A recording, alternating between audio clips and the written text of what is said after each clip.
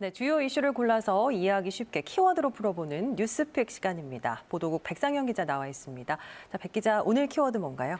네, 오늘의 키워드 벌천지입니다. 네, 흔히 특별히 경치나 분위기 좋은 곳 별천지라고 하죠. 그렇죠. 이 코로나19로 여행 가기 어려웠던 올여름 이 별천지는 찾아보기 힘들었고 대신 우리 주변은 벌천지였던 것 같습니다.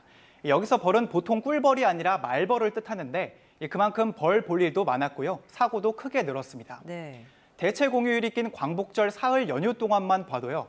이 광복절인 그제 오전엔 대전시 반석동의 한 산에서 40대 등산객이 벌에 쏘였는데요. 이 등산객은 호흡곤란을 호소해 결국 구조 헬기를 타고 병원으로 옮겨졌습니다.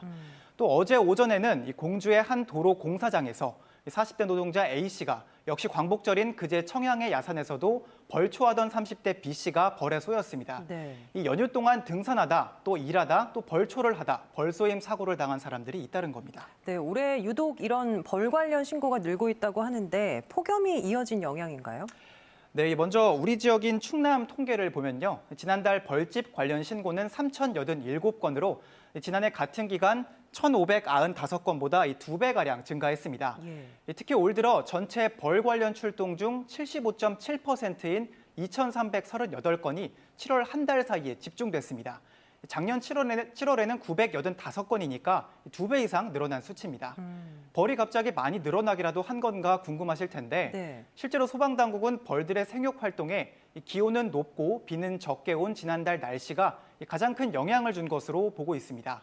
지난달 대전과 세종 충남 지역 평균 기온은 26.7도로 평년보다 높았고 이 폭염 일수는 12.3일로 1973년 이후 세 번째로 많았습니다.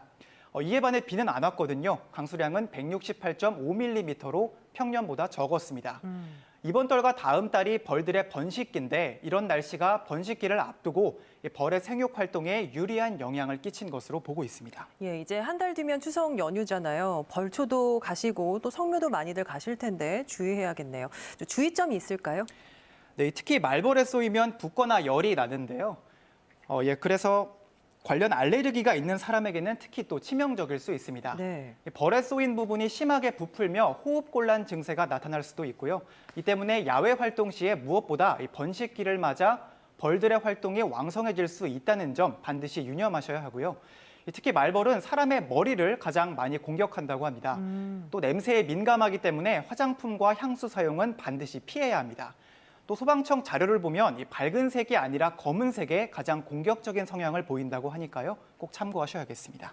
알겠습니다. 자, 이렇게 늘어난 벌과는 또 대조적으로 올 여름에 개체수가 많이 줄어든 게 있다고 하죠.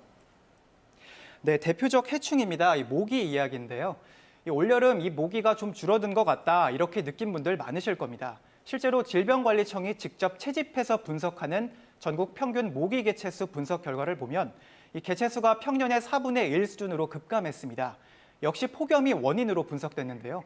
이 모기도 더운 날씨를 좋아하기는 하지만 32도가 넘으면 오히려 개체수가 감소한다고 합니다. 또 강한 햇볕에 모기 유충이 번식하는 웅덩이 물이 증발해버린 것도 영향이 있었다고 합니다. 결국 폭염에 벌은 흥하고 모기는 망한 꼴인데요. 하지만 모기가 활동하기 가장 좋은 온도는 27도 안팎으로 날씨가 선선해지는 가을이 되면 는모기가 기승을 부릴 수 있다고 하니까요. 이 또한 조심하셔야겠습니다. 지금까지 뉴스픽이었습니다.